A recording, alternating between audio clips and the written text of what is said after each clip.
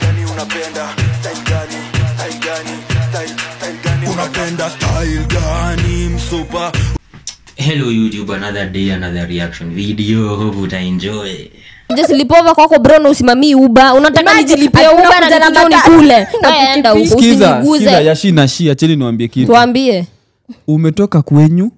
Mimi kazi yangu umekuja kwangu kula mayai, si ndio? Kula mayai na ukule mayai. Kwani kwetu umesikia nilikuwa nakufanyia? Na singe mbona basi umekuja kwangu? Umesikia kwetu hakuna mayai. Na sukuleza kwenyu, sukuleza kwenyu. Ngoja. There is a question here. Na nataka Okay, history ya kulipa fare in short ni hivyo.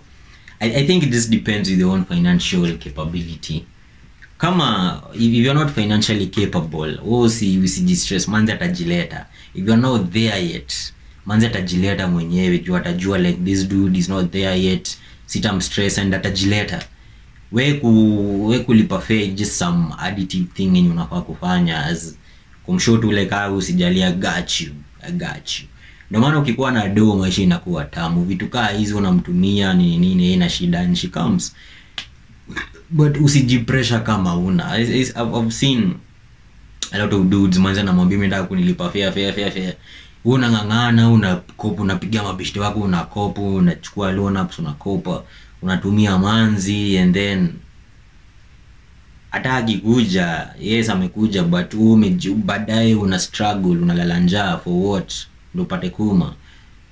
And don't come dame atakujileta. Madame, they do not in the short term. Females hawajalingi about money yenye utampatia. She will just come alone, atajileta if she wants to.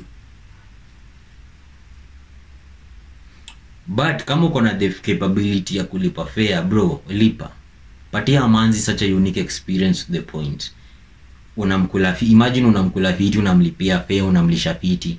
Yatakuwa like I'm getting everything from this dude. What do I need to go fuck around for? What do I need to go to other dudes for? Napata everything from this one person.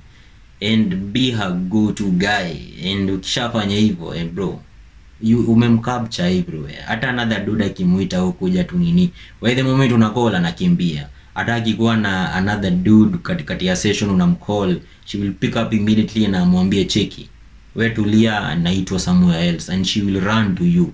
And I have experienced that. Mimi nimekuwa na madem mwenye nimekuwa na few chicks wengi, nikisema ni wengi ni uongo, but nimekuwa na few chicks yenye tumekuwa tu kulala nini, but I'm calling her, she's another dude and she'll come.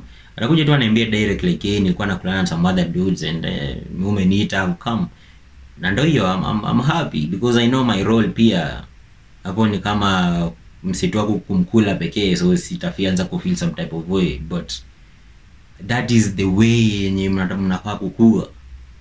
Style gani unapenda? Unapenda style gani msupa? Ukigodwa unataka style gani msupa? Ukigodwa kani? You know, this is actually insane. Manzi kukua so flexible anafanya hivyo now. Obviously by this song and by everything she's implying vitu, you know. But at the same time niko curious. Isn't it like painful or something? Because I personally don't think all these styles zina enhance the experience ya kupump in, pump out. I don't think a different style itafanya the kuma ikuwe any tighter.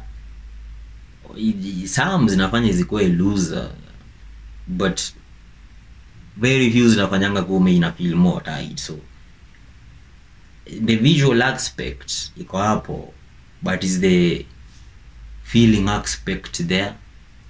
Like visually itakaa awesome kuona manzi anafanya hizi vitu zote, but realistically speaking, does it feel any better?